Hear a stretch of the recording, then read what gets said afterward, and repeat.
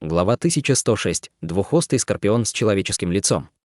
Бусинка размером с кулак была окутана желто-зеленым шаром света. Как только этот шар света выстрелил в воздух, послышался слабый звук раскатов грома. Это было явно какое-то сокровище.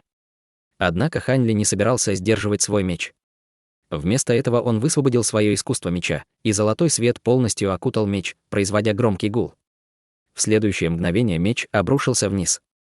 В этот момент удивительно плотные столбы кремового света также достигли Хань Ли. Хань Ли слегка вздохнул и, открыв рот, выпустил шар фиолетового пламени. Как только этот шар высшего фиолетового пламени вылетел из его рта, он затрещал и резко увеличился в размерах, пока летел в воздухе. В мгновение ока он превратился в массивный огненный шар, размером примерно с половину колесо фургона. Раздался приглушенный грохот, и фиолетовый огненный шар раскололся на части, а затем выстрелил во все стороны, мгновенно превратившись в несколько меньших фиолетовых огненных шаров, которые контратаковали столбы света. В тот момент, когда столбы света столкнулись с фиолетовыми огненными шарами, раздалась серия оглушающих взрывов. Фиолетовый и белый свет вспыхнули, и два типа ледяных аур разнеслись по всему пространству. В воздухе замерцали различные вспышки света, когда всплески двухцветной ледяной энергии стали излучаться наружу. Тем временем, на фоне этого разрушительного землетрясения, огромный золотой меч уже ударил в желтый шар света. Столкновение между ними произвело изумительное зрелище. Вокруг меча и световой сферы вспыхнули золотые и зеленые дуги молнии. Два типа молнии переплетались друг с другом, мгновенно формируя огромный электрический шар диаметром более 100 футов. Сверкающий шар вспыхнул, и прогремели оглушительные грохоты. Эта сфера был чрезвычайно редким древним сокровищем элемента молнии. Хань Ли, не обращая внимания на ледяную энергию, стремительно приближающуюся к нему, просто взмахнул рукой, и на его теле появился слой фиолетового пламени. Ледяная энергия, приблизившись к нему, сразу же превращалась в ничто. Однако появление массивной сферы, молнии, было для него неожиданностью. Что это за молния? Похоже, она довольно необычная, раз он решил, что она сможет противостоять могуществу божественной дьявольской молнии, Хань Ли больше не использовал свой огромный меч. Вместо этого он постучал рукой по небесному котлу перед собой. Раздался глухой стук, и вслед за ним вырвался поток зеленых нитей, пытаясь обвиться вокруг шар света и насильственно захватить ее. Мужчину средних лет в зеленом затрясло при виде этого. Он немедленно прекратил все усилия по сохранению магической силы, поскольку он использовал сразу несколько небесных техник, вводя всю свою духовную силу в этот шар. Эта молния была сокровищем, которое он получил много лет назад. Несмотря на то, что он еще полностью не раскрыл его потенциал, оно было удивительно мощным, и он не хотел отказываться от него. Когда мужчина среднего возраста в зеленой одежде добавил силу в шар света, тупик в силе между двумя равными молнией был немедленно разрушен. Вспышка яркого зеленого света выглядела так, словно она отбивала золотые дуги молнии. Лицо Хань Ли сразу же стало мрачным. Его меч был создан из объединенных 10 летающих мечей и обладал силой божественной дьявольской молнии. Таким образом, это было явно не то, с чем можно было бы сравнить зеленую молнию, заключенную в простом шаре. Следовательно, ему нужно было только приложить больше силы. В следующее мгновение на его меч вспыхнули дуг золотой молнии, диаметром с большие чаши для риса. Затем они превратились в нескольких массивных золотых питонов, которые с разрушительной силой набросились на шар молнии внизу. Не успели зеленые дуги молнии одержать верх, как их поразили золотые питоны. Грянул гром, и замерцали молнии, прежде чем золотые дуги молнии были полностью разорваны, высвобождая желтый шарик еще раз. В этот момент зеленые нити на небесном котле бросились вниз, словно ожидая этой возможности, и сразу схватили шар света, а затем начали тянуть назад. Мужчина средних лет в зеленой одежде взволновался при виде этого, и на его лице мелькнула паника. Он начал делать печати заклинаний одна за другой, и шар внутри зеленых нитей начал жестоко бороться, словно пытаясь вырваться на свободу. Бай Мэнсинь невольно нахмурилась, глядя на это. Она сразу же стукнула рукой по зеркалу, а затем подбросила его в воздух. Над ее головой появилась ледяная луна, а поверхность зеркала стала мутной. Затем Бай Мэнсинь открыла рот и выдохнула шар невероятно чистой белой энергии, который ударил в зеркало. В следующее мгновение из зеркала раздался звук, напоминающий змеиное шипение, после чего сразу же вспыхнул зеленый свет, словно что-то вырвалось изнутри зеркала. Однако он двигался слишком быстро, чтобы кто-нибудь мог определить, что это было. Хань Ли пытался манипулировать небесным котлом, чтобы захватить шар света, как вдруг резко повернул голову. В его глазах вспыхнул блестящий синий свет, а из вращающегося пространства золотого света перед ним внезапно вырвалось несколько лучей света. Все они были нацелены в одну цель. Лучи золотого света внезапно взорвались с громким звуком в 100 футах перед ним, словно во что-то врезались. Не обращая на это внимания, Хань Ли быстро взмахнул рукавом по воздуху, насильно схватившись за шар света, застрявший в зеленых нитях. Затем он убрал его в свою сумку для хранения, а затем прищурился, глядя в направлении взрыва золотого света. Когда золотой свет отступил, он мог нечётко разглядеть несколько золотых летающих мечей, окружающих странно выглядящее насекомое, с которыми сражались его мечи. Это насекомое выглядело как огромный скорпион, за исключением того, что у него было 2 хвоста и 4 крыла на спине. На его спине также был узор, напоминавший человеческое лицо. Одного взгляда было достаточно, чтобы дрожь побежала по спине. Этот зеленый скорпион, используя 2 ядовитых хвоста, создал черную тень, которая собой защищала его тело. Лазурные бамбуковые облачные мечи были чрезвычайно острыми и разрушительными, но, пытаясь пробить защиту скорпиона, они издавали пронзительный лязг, словно ударялись во что-то металлическое. Это двуххвостый скорпион с человеческим лицом. Хань Ли пробормотал про себя, казалось бы, слегка удивившись. Этот скорпион был духовным насекомым, которое заняло 29 место в списке духовных насекомых. Из-за того, что у него на спине был набор узоров, напоминающих человеческое лицо, у Хань Ли было довольно глубокое впечатление от насекомого, поэтому он смог сразу его идентифицировать. Однако узоры человеческого лица на спине этого скорпиона были все еще довольно нечеткими, что ясно указывало на то, что насекомое находилось в младенческой стадии. С нынешним уровнем силы Хань Ли не боялся любых духовных насекомых ниже 20-го ранга в списке духовных насекомых. Слегка удивившись, его лицо стало мрачным, и он тут же похлопал по сумке для хранения духовных насекомых, висевшей у него на поясе. Оттуда сразу же послышалось громкое жужжание, и рой золотых насекомых полетел прямо к скорпиону. Двуххвостый скорпион с человеческим лицом, казалось, почувствовал, что ему угрожает опасность, увидев рой насекомых, и он тихо пискнул. Его тело начало размываться и вскоре полностью исчезло из-под летающих мечей. Однако он появился в следующий момент в 200 футах от своего первоначального местоположения. Это четырехкрылое духовное насекомое действительно было необычайно быстрым. Несмотря на это, Хань Ли лишь холодно рассмеялся, указав пальцем на рой насекомых. Из-под роя насекомых раздался глухой стук, и во все направления мелькнуло бесчисленное количество золотых вспышек света, охватывая в радиусе более 1000 футов в мгновение ока. 1000 золотых жуков размером в несколько дюймов окружили скорпиона. Бай Мэнсинь издалека управляла скорпионом с помощью своего зеркала и была поражена, увидев это. Она сразу же попыталась убрать скорпиона от роя жуков. Однако было уже слишком поздно. Золотые жуки приближались к скорпиону со всех сторон. Они не были очень быстрыми, но их было огромное количество, так что не было прорех, куда бы скорпион мог уклониться или отступить. Таким образом, скорпион был вынужден снова превратить свои хвосты в темную тень, чтобы защитить себя. Затем он вздрогнул, определив направление полета, пытаясь вырваться из роя насекомых. Будь это обычные духовные насекомые, меры, принятые скорпионом, были бы наиболее подходящим вариантом действий. Однако, перед лицом таких священных жуков, как эти золотые прожорливые жуки, он просто поспешил со своей смертью. Из-за того, что ему приходилось размахивать хвостами по воздуху, скорость скорпиона уменьшилась вдвое. Несмотря на это, он все еще мог отбивать летающих жуков и пробился вперед более чем на 100 футов. Однако впереди него и позади были жуки, которые следовали за ним по пятам, бесстрашно бросаясь на него. Золотые прожорливые жуки не боялись ни яда скорпиона, ни его острых хвостов. Все больше и больше жуков начали вцепляться зубами в хвосты скорпиона, из-за чего замедлились и скорпион, и оба его хвоста. В мгновение ока золотое сияние появилось над всем телом двуххвостого скорпиона с человеческим лицом, и он, наконец, выпустил пронзительный крик отчаяния. Через несколько мгновений скорпион был полностью окутан морем жуков и погрузился в небытие. Когда жуки наконец полетели назад, получив приказы от духовного чутья Хань Ли, в воздухе витала лишь пара ядовитых крючковатых остатков хвоста, излучавших слабый свет. Хвосты были слишком жесткими и содержали невероятно смертоносный яд, поэтому даже золотые прожорливые жуки не стали его есть. Однако Хань Ли был весьма заинтересован в этих 2 ядовитых остатках хвоста. Он протянул руку и приманил к себе, собрав для себя пару материалов из демонического зверя. Он быстро осмотрел 2 хвоста, а затем убрал их в свою сумку для хранения. Затем он перевел свое внимание к огромному золотому мечу, который завис на расстоянии. По приказу духовного чутья Хань Ли золотой меч обрушился вниз. Золотые дуги вращались вокруг меча, увеличивая силу удара примерно на 30%. Раздался мощный грохот, и появился белый свет, который тут же стал расширяться от того места, которое было поражено мечом. Сразу после этого трепетавший в воздухе снег превратился в пучки света. Окружающие пейзажи деформировались, и Хань Ли очутился в первоначальной формации заклинаний. Он, наконец, вырвался из иллюзии. Хань Ли был в восторге от этого, но затем немедленно осмотрелся по сторонам. Мужчина средних лет в зеленой одежде достал из сумки для хранения сокровища, похожие на гонг, и, похоже, готовился его использовать. Тем временем на лице Бай Мэнсинь было холодное выражение, и она быстро выпустила несколько небесных техник в сторону белого зеркала, нависшего над ее головой.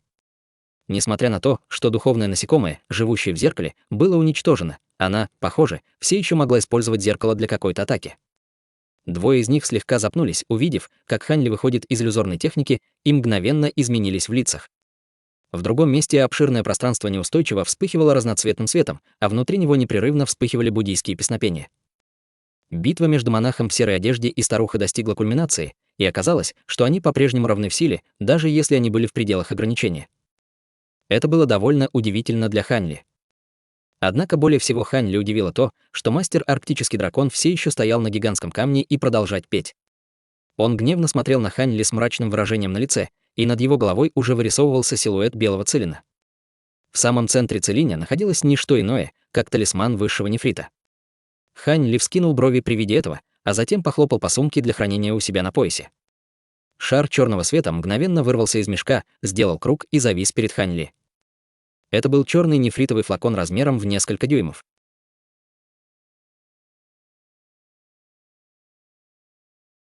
Глава 1107. Столкнувшись с множеством врагов.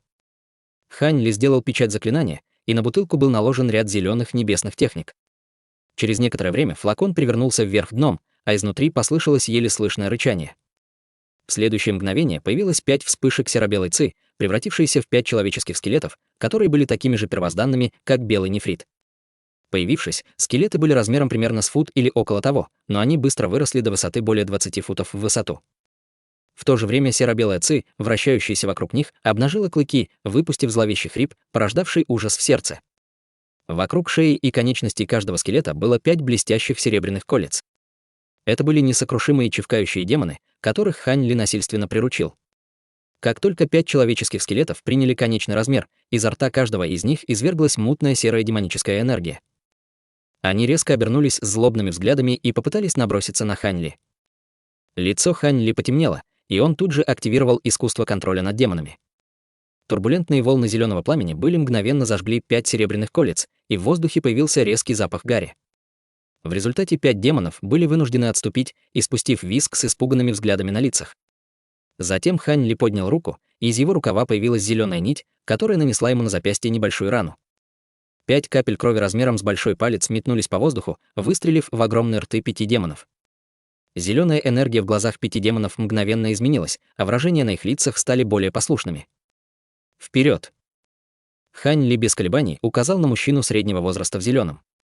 На демонов обрушилась демоническая энергия, в их взгляде появилась злость, и они тут же поднялись в воздух. Разразившись жутким призрачным воем, 5 демонов превратились в призрачные головы размером с повозки. С ужасающим видом и тревожным воем они ринулись прямо к старейшине Женю. Сделав это, огромное пространство серо-белой ци охватило их, создавая чрезвычайно пугающее зрелище. Несокрушимые чевкающие демоны. Ты убил старого дьявола Цаня. Мужчина средних лет в зеленом сначала был озадачен видом 5 демонов. Однако он, наконец, узнал их и был ошеломлен выводом, к которому пришел: инцидент, связанный с печатью горы Куну, затронул множество сторон, и, хотя Северный ночной дворец находится в довольно уединенном месте, они все равно были хорошо осведомлены об этом инциденте. Во время этого инцидента клан Е, широко известный как клан номер 1 Великой империи Цинь, полностью исчез. Кроме того, число убитых культиваторов зарождающейся души превосходило все смерти культиваторов этого ранга за последние 1000 лет. Наиболее примечательным среди этих жертв был старый дьявол Цань, который был великим старейшиной секты рассеивающийся инь. Его смерть была монументальным событием, которое потрясло всю Великую империю Цинь. В конце концов, в глазах обычных культиваторов, культиваторы на поздней стадии зарождающейся души были практически неубиваемыми существами, которые умирали только от старости. Мужчина средних лет в зеленом по воле случая стал свидетелем ужасающей мощи старого дьявола Цана в битве несколько лет назад, когда он использовал 5 демонов. Если даже старый дьявол Цань погиб от рук Хань Ли, то разве это не означало, что он был еще более ужасающе могущественным, чем культиватор на поздней стадии зарождающейся души? Мужчина средних лет в зеленом знал, насколько могущественны несокрушимые чевкающие демоны, и именно это знание вселяло ужас в его сердце. Он немедленно подбросил свой гонг в воздух и взмахнул рукой. В следующее мгновение на ладони, которой появился желтый нефритовый жезл, которым он ударил по гонгу, раздался звук гонга. Вокруг мужчины средних лет в зеленой одежде внезапно появились фрагменты желтого света, и после очередного удара гонга эти фрагменты мгновенно превратились в более чем 100 желтых летающих клинков, каждый из которых был размером с лист ивы. Все клинки сверкали холодным блеском и выглядели такими же тонкими, как крылья цикады, но в то же время чрезвычайно смертоносными. Звук удара гонга разнесся несколько раз подряд. Летающие клинки мгновенно закрутились в воздухе, создавая непроницаемую сеть клинков, которая защищала мужчину среднего возраста. Однако этого было недостаточно, чтобы он чувствовал себя в безопасности. Он высвободил 2 черные алебарды из рукава, превратив их в 2 полоски черного света, создавая еще один барьер под сетью лезвий. Он забирался в свою раковину, как трусливая черепаха.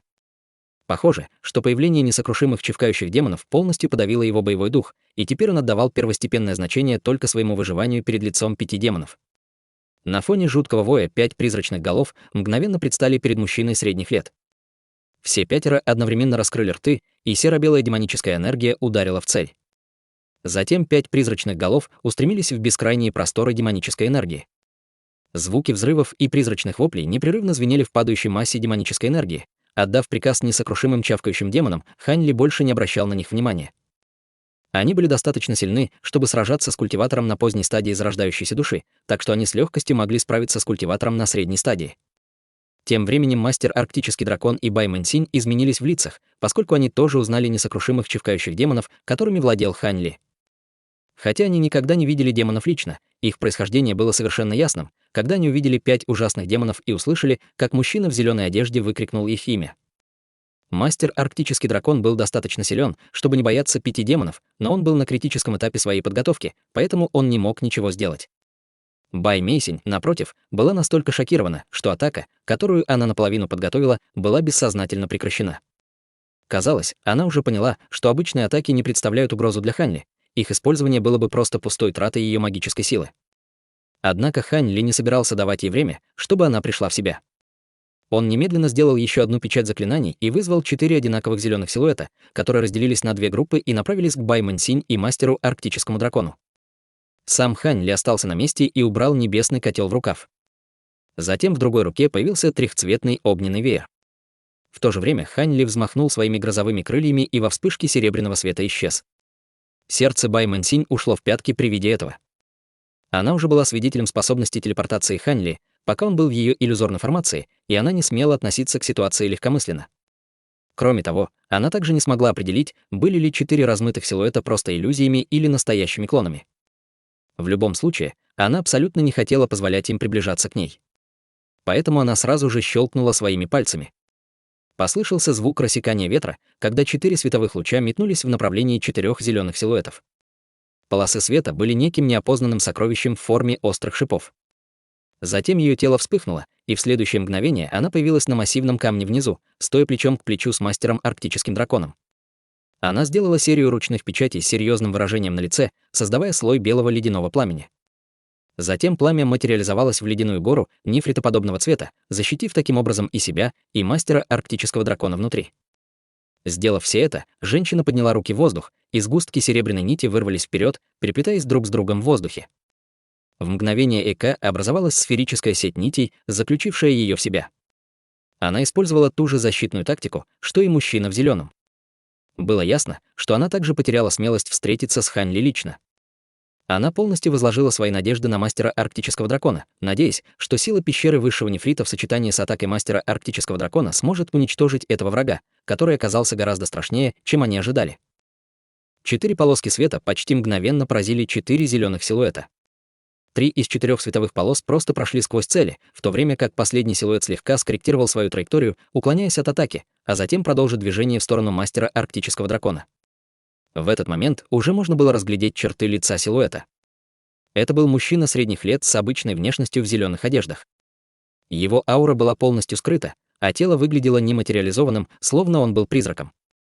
Это была человекоподобная марионетка, которую Хань Ли соединил с другими иллюзорными силуэтами в попытке нанести своим противникам сильный удар. Хань Ли не знал, какую секретную технику готовит мастер Арктический дракон, но уже глядя на то, что над его головой формировался силуэт белого целиня, можно было сказать, что эта техника определенно был чем-то необычным. Он был уверен, что в своей способности защитить себя, даже если все культиваторы в пещере будут атаковать его разом, но он определенно не собирался стоять и смотреть, как его противник готовит атаку против него. Таким образом, он, не задумываясь, сразу же выпустил два своих козыря одновременно. Бай Мэнсинь была ошеломлена видом человекоподобной марионетки, которая ничуть не отличалась от живого человека. У нее не было времени подумать о том, как в пещере внезапно появился неизвестный культиватор, поэтому она сразу же указала пальцем на 4 световые полоски вдалеке. Вспышки света мгновенно развернулись и обрушились на человекоподобную марионетку. Однако марионетка проигнорировала надвигающиеся острые шипы, взмахнув ладонью, выпустила появился маленький лук, окутанный багровым пламенем. Затем она подняла голову и прицелилась, выстрелив в ледяную гору. С грохотом, сотрясающим воздух, бесчисленное количество пылающих стрел метнулось в цель. Небольшая часть всего воздуха окрасилась в малиновый цвет, когда проникала в нее палящая аура. Лук громового огня был сокровищем, которое определенно не уступало высокоранговому древнему сокровищу, и, наконец, раскрыло всю свою разрушительную мощь. Бай Мэнсинь невольно прищурилась, глядя на эту атаку изнутри ледяной горы, которую она наколдовала. Неизвестный культиватор не обращал внимания на угрозу, приближающуюся к нему сзади, поэтому Бай Мэнсинь стиснула зубы и заставила 4 полосы света ускориться. Если она сможет убить этого человека, то атаки, которые он совершил, будут автоматически развеяны. Конечно, она не забыла и о Ханьле.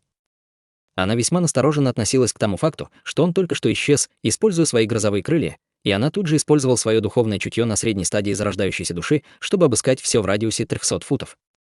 Она делала это для того, чтобы защитить себя от скрытых атак, однако затем произошло нечто неожиданное. 4 световые полоски попали неизвестному культиватору прямо в спину. Однако над его телом тут же появился пятицветный световой барьер света, после чего послышалось 4 громких взрыва, когда полосы серебряного света мгновенно переплелись друг с другом. Однако тело культиватора лишь слегка колебалось в пределах пятицветного барьера, прежде чем он смог отмахнуться от атак, как будто ничего не произошло. 4 магических шипа не смогли проникнуть через этот своеобразный световой барьер. Бай Мэнсинь была очень ошеломлена, увидев это, и хотела среагировать, но было уже слишком поздно. Рой огненных стрел уже достиг и тяжело рухнул на ее ледяную гору. Громкие взрывы грянули один за другим, когда всю ледяную поверхность накрыло бескрайнее алое пламя. Затем стрелы превратились в пучки обжигающих огненных облаков, создавая впечатление, будто ледяная гора находилась в огненном море. Бай Мэнсинь смотрела на огненные облака, но выражение ее лица оставалось спокойным. Она знала, что эти огненные облака очень мощные, но они определенно не смогут обойти оборону, которую она создала своим ледяным пламенем. Как она и ожидала, алое пламя продолжало нарастать бурными волнами, но они не смогли победить ледяную гору, они только заставили белый свет мерцать по его поверхности. В глазах Бай Мэнсиня вспыхнул свет, и на ее лице появилась легкая самодовольная улыбка.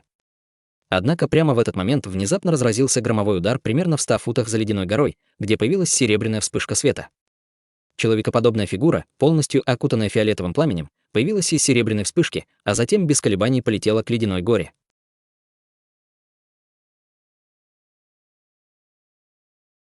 Глава 1108. Использование марионетки для победы над врагом. Этот человек, естественно, был никто иной, как Ханьли, который появился позади нее, используя свою технику молниеносного перемещения. Он использовал человекоподобную марионетку, чтобы отвлечь внимание Бай Мэнсинь, пока сам приближался к противнику. Однако Бай Мэнсинь все это время находилась в состоянии повышенной готовности неожиданной атаки Ханьли, и как только он появился, она сразу же среагировала, даже не обернувшись. Массивная, полупрозрачная кристаллическая рука немедленно появилась за ледяной горой и приблизилась к Ханьле. Она не была достаточно наивна, чтобы поверить, что эта атака действительно сможет победить ее врага. Она просто использовала ее, чтобы замедлить Ханьле и выиграть время. Однако Ханьле не обращал внимания на огромную руку. Он безучастно взмахнул рукавом, и изнутри вылетел снаряд, мгновенно разрезав руку пополам. Фиолетовое пламя на теле Ханьле резко увеличилось в объеме, и он смог без промедления врезаться в ледяную гору. В следующее мгновение произошла невероятная сцена, тело Ханьли лишь слегка дрогнуло, а затем прошло сквозь ледяную гору, словно там ничего не было. Его тело несколько раз вспыхнуло в воздухе, и он смог каким-то образом пройти через ледяную гору, появившись прямо перед Бай Мэнсинь и мастером арктическим драконом. Во время блицкрига он оставил во льду дыру диаметром около 10 футов. Оказалось, что хотя высшее фиолетовое пламя не было очищено, оно все еще было намного мощнее, чем ледяное пламя Бай Мэнсинь, и это позволяло ему с легкостью обойти ее защиту. Внезапно он появился прямо перед сферическим барьером из серебряных нитей. Бай Мэнсинь запаниковала и сделала печать заклинания руками, выкрикивая слово «побег», яркий свет вырвался из барьера серебряной нитей, а все составляющие его нити сжались к центру, образуя массивный серебряный шар. При виде этого Хань Ли был слегка озадачен, но затем холодно рассмеялся, взмахнув трехцветным веером. По взмаху руки веер резко расширился, превратившись в массивный веер размером более 10 футов. В то же время он осторожно ударил веером по воздуху в сторону серебряного шара. Столб трехцветного пламени вырвался вперед, издавая грохочущий звук. Золотые, серебряные и красные талисманные символы смешались и вспыхнули в пламени, ударяя серебряный шар.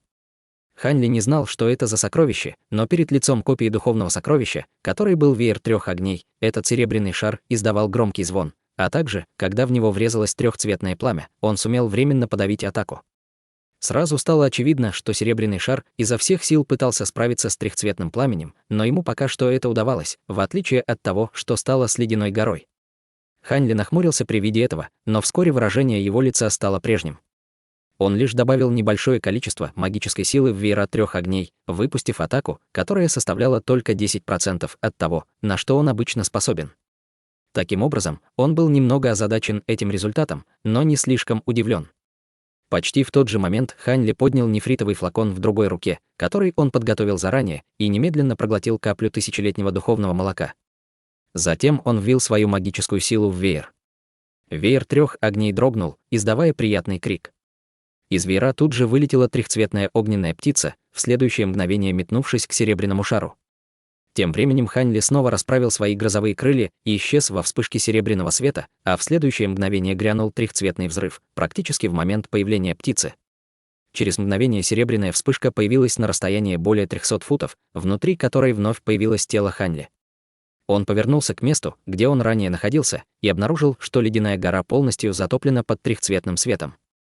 Кроме того, она таяла с невероятной скоростью, быстро превращаясь в ничто, и быстро превращался в ничто. Серебряный шар, расположенный прямо в центре взрыва трехцветного света, был мгновенно уничтожен разрушительной взрывной волной. Однако Хань Ли не выразил никакого удовольствия, глядя на это. Вместо этого его зрачки сузились, а пальцы сжали его веер. Это произошло потому, что после того, как серебряный шар исчез, на его месте появился голубой ледяной змей, длиной в несколько десятков футов. Чешуйки на передней половине тела змея были полупрозрачными, но нижняя половина его тела была покрыта какой-то вязкой синей жидкостью, в то время как его хвост высовывался из небольшого котла. Казалось, что этот духовный зверь был освобожден из этого котла. Маленький котел парил перед мастером арктическим драконом, и это был тот самый второй синий небесный котел. Кроме того, он защищал Бай Мэнсинь и мастера арктического дракона. Несмотря на то, что большая часть тела синего змея в мгновение окрастаяла, сила трехцветного света также полностью истощилась. Благодаря ледяной силе змея, мастер арктический дракон сумел остаться полностью невредимым перед лицом разрушительной мощи веера трех огней. Значит, это тот самый духовой веер огненного элемента. Как и следовало ожидать от копии духовного сокровища, он действительно очень мощный. Только его могущество делает его выше моего синего небесного котла, заметил мастер арктический дракон равнодушным голосом. Затем он внезапно открыл рот, выплюнув шар синего пламени в ледяного змея. Над телом змея тут же стало непрерывно вращаться голубое пламя, а сам змей издал протяжный крик. Его разрушенное тело мгновенно было восстановлено синим пламенем, а затем он повернулся в сторону Хань Ли со злобным выражением в своих зеленых глазах. При виде этого на лице Хань Ли появилось своеобразное выражение, напоминающее ухмылку. Прежде чем мастер арктический дракон понял, что происходит, в воздухе позади него внезапно появился зеленый силуэт, который тут же набросился на него. Его рука вонзилась в воздух прямо в спину мастера арктического дракона, словно блестящий серебряный клинок, а другая рука создала маленький серебряный щит, который мгновенно превратился в серебряную световую завесу, обрушившуюся на голову Бай Мэнсинь. Зеленая марионетка беззвучно начала эти атаки, словно легкий ветерок. В результате ни одна из его целей не смогла ощутить его приближение. Марионетка использовала огненные облака и атаки Хань Ли в качестве отвлекающего маневра, чтобы подкрасться к своей добыче. Бай Мэнсинь была явно застигнута врасплох, и уже в ловушке завесы серебряного света на ее лице появилось паническое выражение. Она поспешно наколдовала слой белого ледяного пламени по всему своему телу, который мгновенно превратился в бесчисленные огненные шары размером с кулак, которые сразу же атаковали завесу серебряного света вокруг нее. В завесе света вспыхнула серия оглушающих взрывов, однако световая завеса трансформировалась из невероятно толстой формы в гладкую зеркальную поверхность, полностью отразив белые огненные шары в Байминсинь. Она явно не могла вырваться из своего затруднительного положения за короткий срок, будучи близким к тому, чтобы стать культиватором стадии божественной трансформации. Мастер Арктический дракон был явно гораздо более подготовлен к защите, чем Байминсинь. Поэтому, как только появилась марионетка, он смог обнаружить ее своим мощным духовным чутьем. Его сердце дрогнуло от шока, и у него не было времени манипулировать синим змеем для борьбы с врагом, поэтому он активировал костюм из блестящей золотой брони на своем теле. В то же время он пытался избежать молниеносной атаки марионетки. Однако марионетка двигалась чрезвычайно быстро и преследовала движение мастера Арктического дракона как тень. Последний все еще делал печати заклинания руками, поэтому его скорость была ограничена. В тот момент, когда блестящая серебряная ладонь ударила его по плечу, раздался глухой стук, и во все стороны каскадом посыпался яркий серебряный свет. Марионетка была изготовлена преимущественно из звездного серебра с добавлением нескольких других редких ингредиентов. Таким образом, сила его ладони определенно не уступала могуществу обычного сокровища летающего меча. Однако ее атака смогла вызвать только рябь на поверхности золотой брони, а затем отклонилась прочь. Несмотря на это, огромная сила его руки все еще заставила культиватора на поздней стадии зарождающейся души отступить в бегстве. Тем не менее, мастер Арктический дракон был на самом деле весьма рад таким развитием событий. Он попытался рассеять печати заклинания, чтобы сэкономить свою магическую силу и использовать ее для борьбы со своим врагом. Хотя процесс еще не был завершен, он уже получил контроль над более чем половиной холодной ци в пещере, которой должно было быть достаточно, чтобы уничтожить его врага. Когда он начал применять это изменение в тактике, другая рука марионетки ударила со скоростью молнии в другое его плечо, и золотая броня снова выдержала его атаку. Мастер Арктический дракон слегка запнулся и удивился, почему его противник сделал это, как вдруг из рук марионетки внезапно вспыхнул блестящий серебряный свет. Свет превратился в два чрезвычайно острых серебряных крючка, которые оказались прикрепленными к плечам мастера Арктического дракона. Хотя золотая броня защищала его, подвижность мастера Арктического дракона теперь сдерживалась этими крючками. Почти в тот же момент над мастером Арктическим драконом вспыхнул духовный свет, а над головой появился черный кинжал. Кинжал слегка дрогнул, а затем яростно ударил его по макушке головы, двигаясь с безумно быстрой скоростью. Тем временем мастер Арктический дракон не мог двигаться, поскольку серебряные крючки марионетки защелкнулись на его золотой броне. Мастер Арктический дракон пришел в ужас. Он немедленно отказался от своей стратегии медленно мобилизовать духовную силу в своем теле.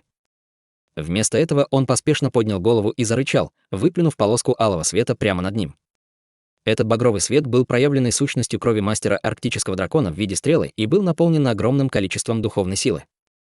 Когда кинжал врезался в багровую стрелу, раздался тупой удар, в результате чего кинжал дьявольской эссенции дрогнул посреди вспышки черного и красного света. Духовный свет, вспыхнувший на золотой броне мастера Арктического дракона, как раз отступил, и это совпало с моментом, когда он сумел освободиться от крючков, тем самым предотвратив этот кризис. В то же время он приказал голубому ледяному змею напасть на Хань Ли.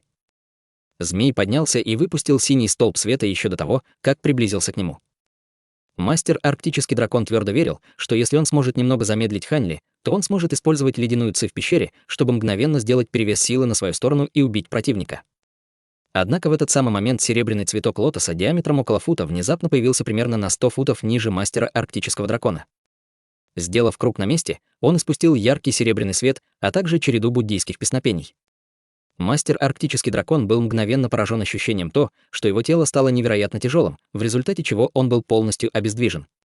В то же время он потерял контроль над большей частью магической силы в своем теле.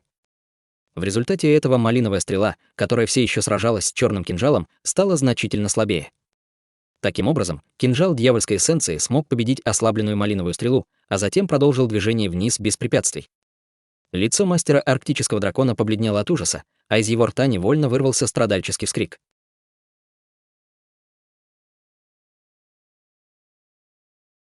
Глава 1109. Захват зарождающейся души. Перед лицом такой опасной ситуации мастер Арктический дракон применил какую-то технику очищения тела, позволяя ему повернуть свою шею в сторону, как раз когда кинжал дьявольской эссенции должен был врезаться в его голову.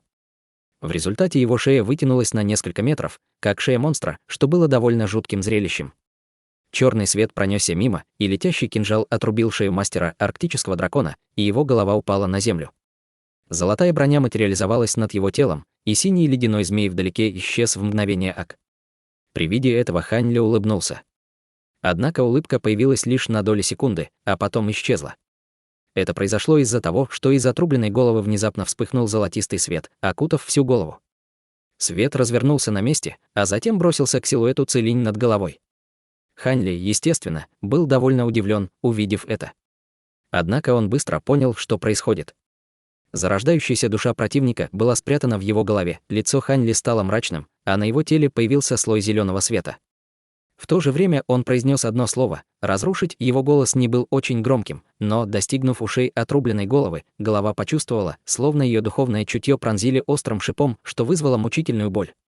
Голова пронзительно взвыла, а из ее рта, ушей и носа потекла кровь. Без поддержки своего тела мастер, арктический дракон, находился в крайне изнурительном состоянии, в результате чего он не мог выдержать мощный удар духовного всплеска Хань Ли.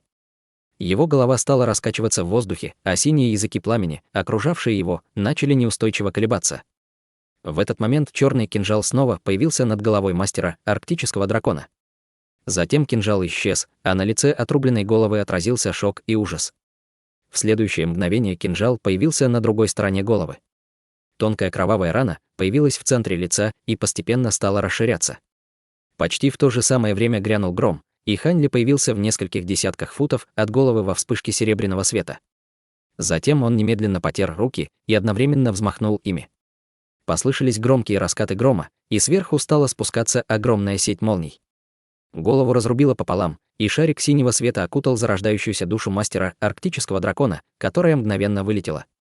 Зарождающаяся душа открыла свой маленький рот и выплюнула синий меч. Летающий меч резко увеличился в размерах до 10 футов в длину и атаковал золотую сеть. Еще до того, как огромный меч атаковал, одного мощного духовного давления, исходящего от меча, было достаточно, чтобы заставить золотую сеть задрожать. Хань Ли слегка изменился в лице и влил в золотую сеть больше магической силы, сделав золотые молнии еще ярче и громче. В момент столкновения меча и золотых дуг молнии раздался грохот. Как и ожидалось, огромный синий меч был чрезвычайно мощным. После нескольких сильных ударов он смог пробить золотую сеть. Несмотря на то, что прореха была всего около фута, ее было более чем достаточно, чтобы зарождающаяся душа проскользнула сквозь нее. Зарождающаяся душа сделала печать заклинания руками и внезапно исчезла.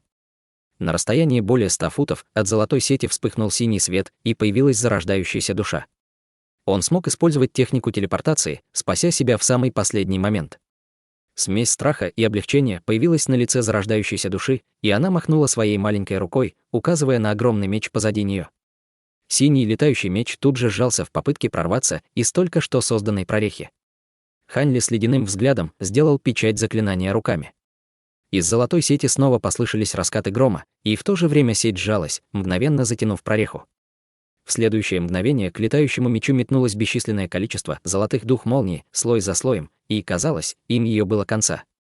Мастер арктический дракон культивировал свой летающий меч в течение многих лет, поэтому его мощь намного превосходила силу обычного сокровища, но ему все равно было сложно справиться с таким количеством золотых дуг молнии. Духовный свет на его поверхности потускнел, а затем его полностью окутало золотым светом. Затем Хань Ли взмахнул рукой, и перед ним появился небесный котел небесный. По приказу Хань Ли из котла вырвался поток зеленых нитей и устремился к зарождающейся душе мастера, арктического дракона, которая находилась на расстоянии более 100 футов. Мастер, арктический дракон, отчаянно пытался вернуть свое магическое сокровище, но его сердце ушло в пятки при виде приближающихся зеленых нитей. Он неохотно взглянул на летящий меч и, стиснув зубы, окутал себя синим светом и исчез. В следующее мгновение зарождающаяся душа появилась рядом с синим небесным котлом с другой стороны. На этот раз он довольно нерешительно повернул к силуэту Целиня, который находился там, где сам мастер первоначально находился. Даже несмотря на то, что его небесная техника была нарушена, а его физическое тело было уничтожено, талисман глубокого нефрита в Целине все еще горел духовным светом, словно его совершенно не коснулось уничтожения тела мастера. Однако в следующее мгновение рядом с силуэтом Целиня появилась зеленая фигура, уставившаяся прямо на зарождающуюся душу холодными невыразительными глазами. Их глаза встретились, и мастер арктического дракона вздрогнул от его взгляда. В его сердце был уничтожен последний луч надежды, и его возрождающаяся душа без колебаний влетела в котел. Затем котел начал издавать странный крик и внезапно поднялся в воздух сам по себе. Вспыхнув несколько раз подряд, он появился у входа в пещеру. Зеленые нити были не способны догнать последовательную технику телепортации, которую использовала зарождающаяся душа, и рассеялись в процессе. Хань Ли уже поймал летящий меч в свою божественную дьявольскую молнию и перевел взгляд на зарождающуюся душу. Уголок его губ изогнулся в легкой улыбке, и позади него грянул раскат грома. Затем, во вспышке серебряного света он исчез, направляясь прямо к зарождающейся душе. Мастер Арктический дракон, естественно, не собирался стоять на месте и ждать, пока Хань Ли выследит его. Управляя котлом, он превратился в шар синего света и взлетел высоко в воздух.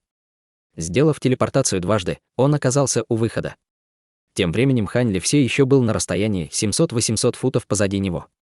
Мастер Арктический дракон вздохнул с облегчением при виде этого и собирался снова телепортироваться, как вдруг несколько лучей ледяного света внезапно пронеслись к котлу из близлежащей руды, высшего нефрита. Мастер Арктический дракон не обратил особого внимания на эту ледяную ци. Голубое пламя на маленьком котле загорелось чуть сильнее, пытаясь держать ледниковую ци в страхе.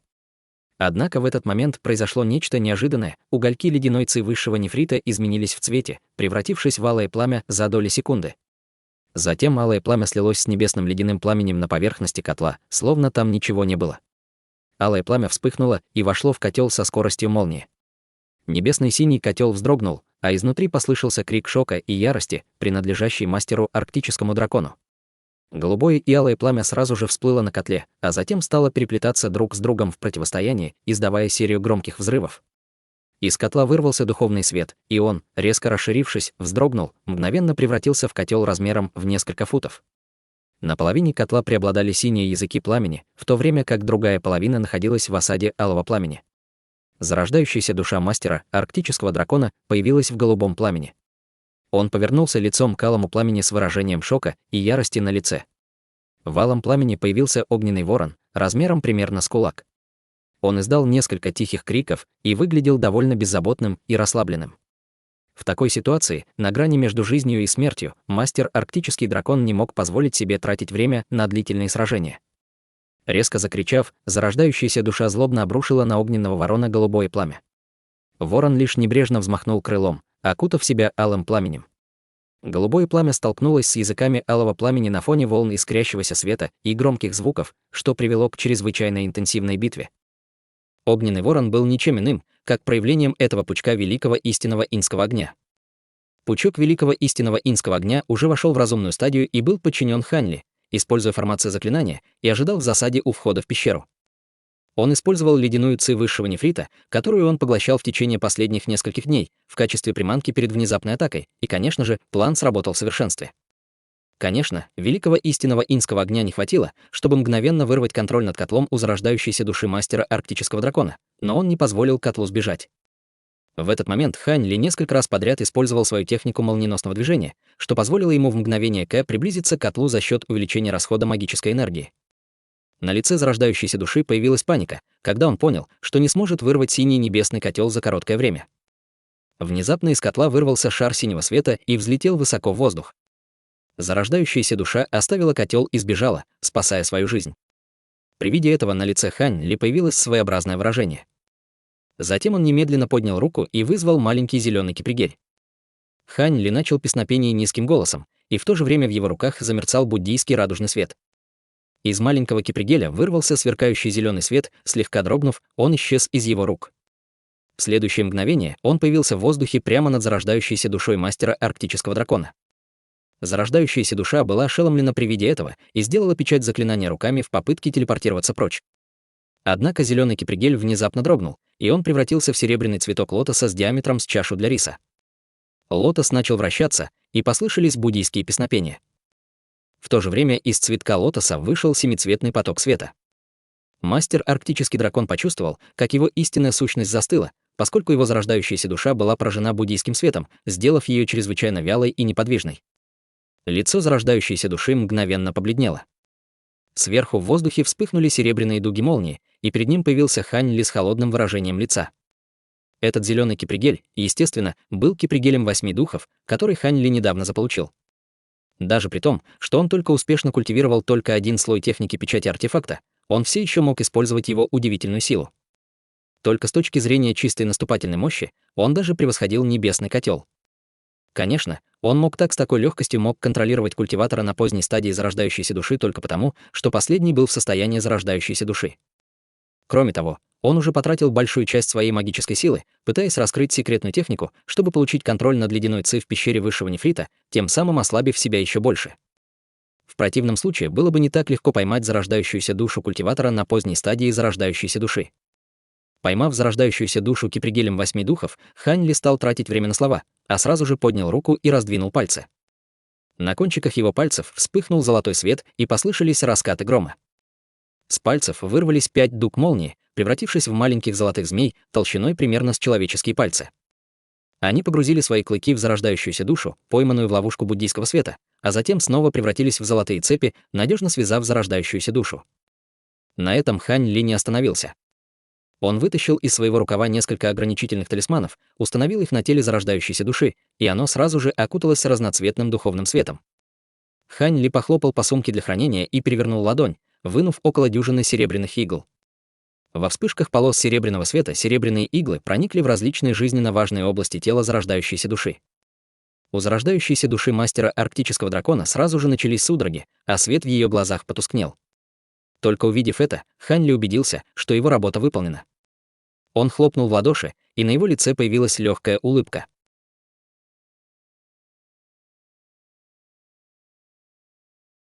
Глава 1110. Приобретение пламени. Зарождающаяся душа с обиженным выражением лица посмотрела, как Хань Ли убрал кипригель и спустился к ней. Стиснув губы, она холодным взглядом смотрела на Хань Ли. Мастер арктический дракон прекрасно понимал, что бессмысленно просить Хань Ли пощадить его.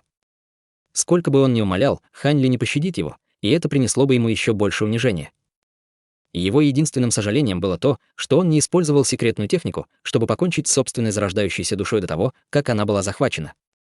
Теперь, когда Хань Ли полностью обездвижил его зарождающуюся душу, самоуничтожение было не более чем далеким сном. Хань Ли посмотрел на зарождающуюся душу мастера арктического дракона с улыбкой на лице, но ничего не сказал. Вместо этого он по взмаху рукава вытащил маленький зеленый флакон, который мгновенно взлетел в воздух и появился над зарождающейся душой. Затем Хань Ли указал пальцем на флакон, и из его отверстия вырвался всплеск белого света, который окутал душу мастера арктического дракона. Хань Ли поднял руку и указал на синий небесный котел вдалеке.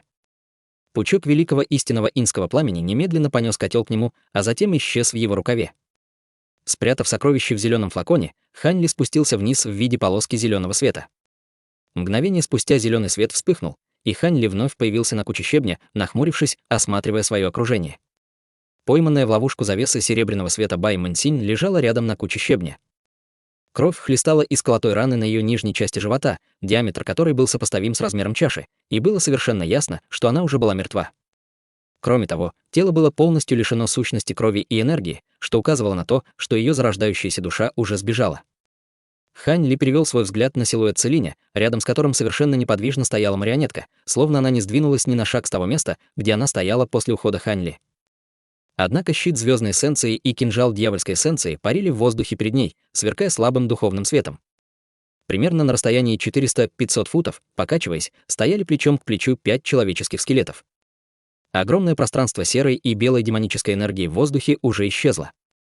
Один из скелетов держал в руке зеленую сумку для хранения, в то время как другой осматривал маленький шарик черного пламени в своих руках, который то вспыхивал, то тускнел и прерывисто светился. Нахмурившиеся брови Хань Ли быстро расслабились. Он осмотрел окрестности своим духовным чутьем и, наладив духовную связь со своей марионеткой, и тут же понял, что произошло. Оказалось, что Бай Мэнсинь была в ужасе, увидев, что физическое тело мастера арктического дракона было разрушено, и она силой пробила световую завесу щита звездной эссенции за счет взрыва нескольких древних сокровищ в попытке сбежать. Однако до того, как Хань Ли улетел преследовать зарождающуюся душу мастера арктического дракона, марионетка получила строгие указания не пропускать кого-либо подальше. Поэтому она сразу же атаковала кинжалом дьявольской эссенции, застигнув врасплох Бай Мэнсинь и поразив ее нижнюю часть живота, уничтожив при этом ее физическое тело. После этого ее зарождающаяся душа сбежала, но марионетка выпустила стрелу из лука громового огня, полностью уничтожив ее существование с лица этого мира. Мужчина среднего возраста в зеленой одежде в конечном итоге не смог противостоять атакам 5 демонов, и его физическое тело, и зарождающаяся душа, и даже сокровища, которые он нес при себе, были полностью поглощены 5 демонами. Остались только его сумка для хранения и оставшаяся часть ледяного пламени. Выяснив, что произошло, Хань Ли облегченно вздохнул и безмолвно указал на 5 демонов. Сумка для хранения и черный ледяной огонь в руках скелетов сразу полетели по его приказу. Хань Ли осмотрел сумку для хранения и сунул в свой карман. Его больше интересовал шар черного ледяного пламени. Немного поколебавшись, он потер руки и произнес заклинание. Послышались раскаты грома, и бесчисленные дуги золотой молнии вырвались из его рук, заключив внутрь себя черное пламя, формируя золотой шар размером с кулак. Он похлопал по сумке для хранения и достал ледяную коробку с глубоким льдом, в которой бросил золотой шар и снова убрал коробку. Затем он перевел взгляд на тело Бай Мэнсинь. Немного поколебавшись, он взмахнул рукавом по воздуху и швырнул в нее алый огненный шар. Тело мгновенно окутало палящим огнем, а из ее тела тут же выскользнул шар белого света. Он прыгнул в воздух, погасив окружающее пламя, а затем снова соединился в белый огненный шар, пытаясь заползти обратно в тело. Это было пламя ледяного феникса Бэя Мэнсинь. Как и ожидалось, после разрушения ее души остатки ледяного пламени вернулись к ее телу. Однако Хань Ли был готов к такому повороту событий, и он не собирался позволить ледяному пламени вернуться к хозяйке. Он взмахнул рукой, имитируя хватательное движение, и потянулся к пламени издалека. Огромная рука, материализованная из высшего фиолетового огня, немедленно появилась в воздухе над ледяным пламенем и двинулась на него с удивительной скоростью. Шар белого пламени был мгновенно пойман его рукой фиолетового пламени, а затем она снова взлетела обратно в воздух. Хань Ли снова сделал хватательное движение, и сумка для хранения на ее теле также поднялась в воздух и приземлилась на его руке. Чтобы поймать шар пламени ледяного феникса, Хань Ли использовал тот же метод. Он поймал его в ловушку внутри шара божественной дьявольской молнии, а затем запечатал в высшую ледяную коробку. Большинство ледяного пламени рассеялось из-за смерти владельца, но остатки были самыми чистыми из этого пламени. Если бы он мог использовать их или соединить со своим высшим фиолетовым пламенем, его боевое мастерство улучшилось бы в несколько раз. Разумеется, сейчас было не время проводить такие эксперименты. Наконец, Хань Ли осмотрел тело мастера арктического дракона. Для него стало неожиданностью, что золотой ветряной енот, которого он довольно опасался, не было в сумке для хранения духовных зверей мастера арктического дракона. Он не знал почему, но раздумывать об этом было некогда, поэтому он просто убрал сумку для хранения мастера арктического дракона к себе. После этого Хан Ли повернулся к силуэту Целиня и талисману высшего нефрита с серьезным выражением на лице. Этот силуэт был неодушевленным предметом, но он был наполнен удивительным количеством духовной силы. Кроме того, он был довольно своеобразен тем, что, казалось, он был материализован из какого-то типа ледяной ци, но также был порождением чистой духовной силы. Хань Ли не мог определить, из чего конкретно состоит этот целинь. Немного поколебавшись, он поднял руку, и на кончиках его пальцев вспыхнул золотой свет, собираясь выпустить полосу ци меча, чтобы проверить ее реакцию. Однако в этот момент из его рукава внезапно вырвался алый огонь и сразу же исчез в силуэте целиня. Затем появилась вспышка красного света, превратившаяся в огненного ворона. Этот духовный зверь был воплощением великого истинного инского пламени. Похоже, огненный ворон не собирался наслаждаться силуэтом целиня. Как только красный свет вспыхнул от перьев по всему телу, он начал поглощать окружающую белую ци, из которой состоял силуэт целиня. Хань Ли слегка изменился в лице при виде этого, и он опустил руку. Немного поколебавшись, он решил позволить огненному ворону поступить так, как ему хотелось, а сам перевел свое внимание на пятицветный световой барьер вдалеке. Шум, доносящийся из-за ограничения, немного стих, но не прекратился полностью. Казалось, что монах в серой одежде и старуха все еще ожесточенно сражались. Из-за того, что они были скрыты в рамках ограничения, они оба еще не осознали, что сражение за пределами уже закончилось, и они даже представить не могли, что культиватор на средней стадии зарождающейся души, такой, как Хань Ли, был способен убить культиватора на поздней стадии зарождающейся души и двоих противников на средней стадии. С начала битвы прошло всего около 10 минут. Зеленый свет вспыхнул из тела Хань Ли, и он метнулся вперед, в мгновение ока достигнув пятицветного светового барьера, и рассмотрел ситуацию внизу. Холодная улыбка появилась на его лице, а человекоподобная марионетка и 5 скелетов по его приказу подлетели к нему. В то же время 36 маленьких золотых мечей вылетели из рукавов Хань Ли, превратившись в 36 полос золотого света, круживших над его головой. Он быстро наложил несколько небесных техник на мечи. Полосы золотого света дрогнули, а затем размножились, формируя более 100 одинаковых мечей. Затем мечи рассеялись и полетели к световому барьеру внизу. Затем произошла удивительная сцена, все мечи внезапно растворились в воздухе. Он создал формацию золотых мечей, которая охватила всю эту область. В этот момент Хань Ли внезапно поднял руку, и желтая полоса света вырвалась наружу, кружась в воздухе над барьером света, а затем превратилась в посох монаха, переливающийся слабым желтым светом. Он безучастно закрыл глаза и сделал печать заклинания руками, начав тихо петь, вливая силу в посох. Тихо дрогнув, посох расширился в шаре ослепляющего желтого света. В мгновение ока он превратился в гигантский посох, длиной более 100 футов и толщиной с резервуар для воды. Пение Хань Ли прекратилось, он открыл глаза со спокойным выражением на лице. Он посмотрел вниз на пелену света под собой, потер руки, и между ладонями всплыл радужный шар буддийского света. В одной руке он держал шар буддийского света, а затем швырнул его в воздух и мгновенно ударил посохом монаха. Вокруг изначально излучавшего желтый свет посоха появился дополнительный слой семицветного буддийского света. В то же время он начал издавать низкий звенящий звук. «Вперед!» — приказал Хань Ли, указывая пальцем на посох монаха. Гигантский посох немедленно рухнул по его приказу, с безошибочной точностью поразив световой барьер. Разразился ужасающий гул, и по всей подземной пещере раздался громовой взрыв. Пятицветный световой барьер внизу смог выдержать мощь посоха всего доли секунды, а затем был полностью разрушен. Разрушенные фрагменты огромного светового барьера перед исчезновением превратились в частички духовного света. Увидев ситуацию внутри барьера, Хань Ли изменился в лице. Однако вскоре он вернулся к своему обычному спокойному выражению, сказав: «Кто бы мог подумать, что вы двое просто притворяетесь? Может, я тоже к вам присоединюсь? В противном случае будет очень жаль, что у вас не было настоящих противников». Под разрушенным световым барьером монах в серой мантии и старуха сидели на двух огромных камнях, которые находились всего в 100 футах друг от друга. У обоих из них были плотно закрыты глаза, и они медитировали в сидячем положении. Между ними было странное, похожее на мышь, духовное существо размером с кулак. Однако, когда его живот раздулся и сдувался, издавая громовые удары, которые звучали так, словно два могущественных культиватора были вовлечены в напряженную битву. Монах в серой одежде и эта мадам Лун вообще не сражались. Вместо этого они просто использовали звуки, созданные этим духовным зверем, чтобы одурачить всех за пределами ограничения.